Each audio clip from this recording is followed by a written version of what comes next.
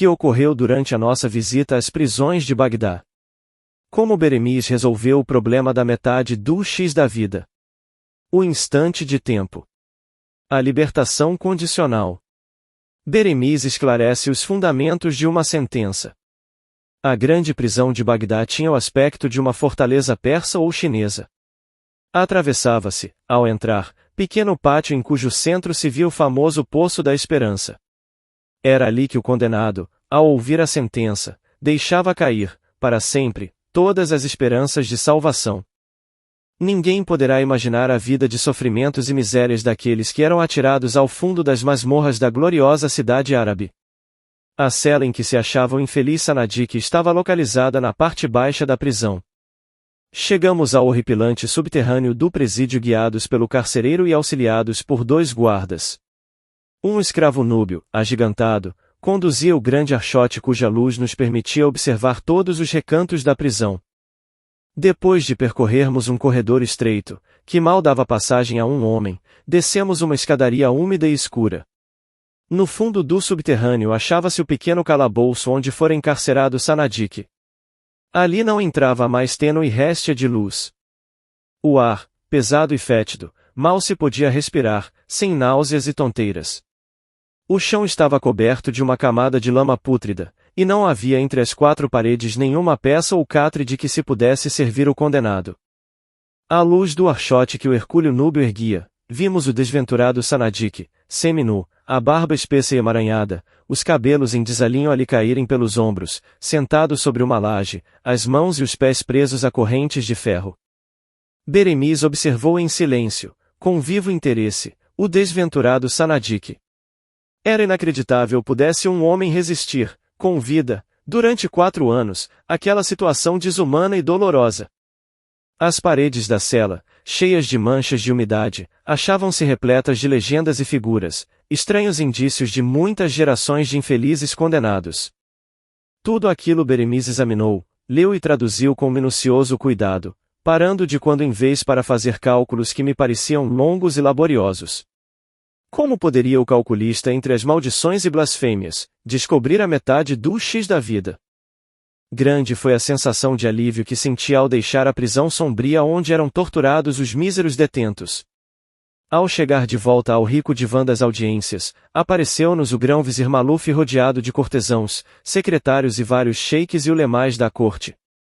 Aguardavam todos a chegada de Beremiz, pois queriam conhecer a fórmula que o calculista iria empregar para resolver o problema de metade da prisão perpétua.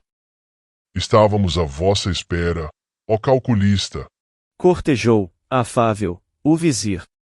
E peço-vos apresenteis, sem mais delonga, a solução do grande problema. Temos a maior urgência em fazer cumprir a sentença do nosso grande emir. Ao ouvir essa ordem, Beremiz inclinou-se, respeitoso, fez o habitual salã e assim falou. O contrabandista Sanadik, de Bássora, preso há 4 anos na fronteira, foi condenado à prisão perpétua. Essa pena acaba, porém, de ser reduzida à metade por justa e sábia sentença do nosso glorioso califa Al-Motassem, comendador dos crentes, sombra de Alá na terra. Designamos por X o período da vida de Sanadik, período que vai do momento em que foi preso e condenado até o termo de seus dias.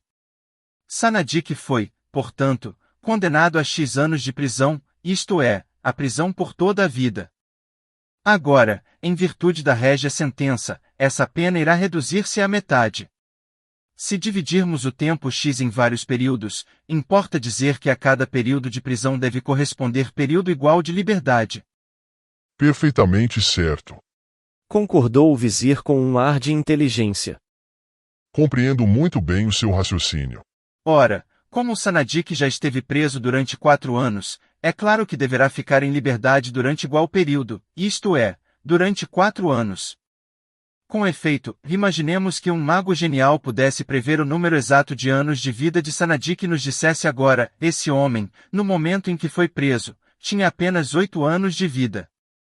Ora, nesse caso, teríamos o X igual a 8, isto é, Sanadik teria sido condenado a 8 anos de prisão, e essa pena ficaria, agora, reduzida a 4 anos.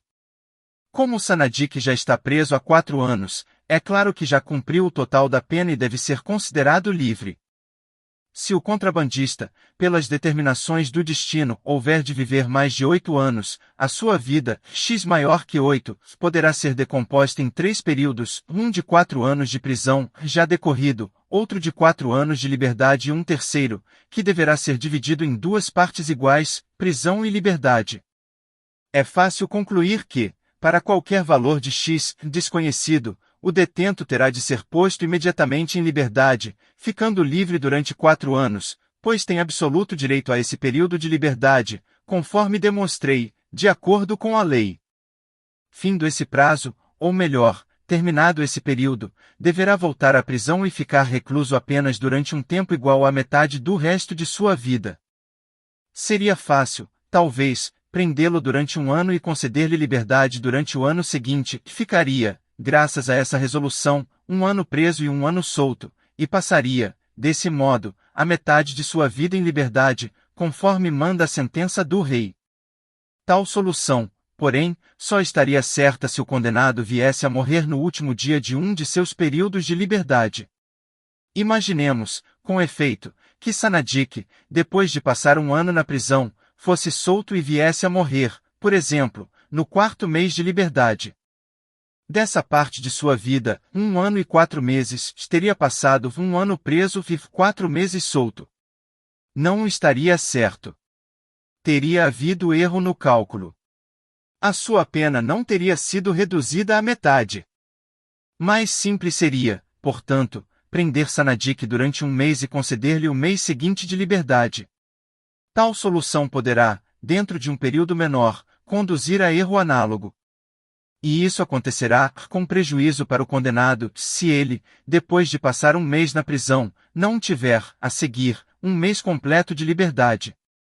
Poderá parecer, direis, que a solução do caso consistirá, afinal, em prender Sanadik um dia e soltá-lo no dia seguinte, concedendo-lhe igual período de liberdade, e proceder assim até o termo da vida do condenado. Tal solução não corresponderá, contudo, à verdade matemática, pois Sanadik, como é fácil entender, poderá ser prejudicado em muitas horas de liberdade. Basta para isso que ele venha a morrer horas depois de 1 dia de prisão. Prender o condenado durante 1 hora e soltá-lo a seguir, deixando-o em liberdade durante 1 hora, e assim sucessivamente até a última hora da vida do condenado seria a solução acertada se Sanadik viesse a morrer no último minuto de 1 hora de liberdade. Do contrário, a sua pena não teria sido reduzida à metade. A solução matematicamente certa, portanto, consistirá no seguinte: prender Sanadik durante um instante de tempo e soltá-lo no instante seguinte. É preciso, porém, que o tempo de prisão, no instante, seja infinitamente pequeno, isto é, indivisível. O mesmo há de dar-se com o período de liberdade a seguir. Na realidade, tal solução é impossível. Como prender um homem num instante indivisível e soltá-lo no instante a seguir? Devemos, portanto, afastá-lo de nossas cogitações. Só vejo, ó vizir, uma forma de resolver o problema. Sanadik será posto em liberdade condicional sob vigilância da lei. É essa a única maneira de prender e soltar um homem ao mesmo tempo. Determinou o grão-vizir que fosse atendida a sugestão do calculista e ao infeliz Sanadik, no mesmo dia, concedida a liberdade condicional, a fórmula que os jurisconsultos árabes passaram a adotar, frequentemente, em suas sábias sentenças.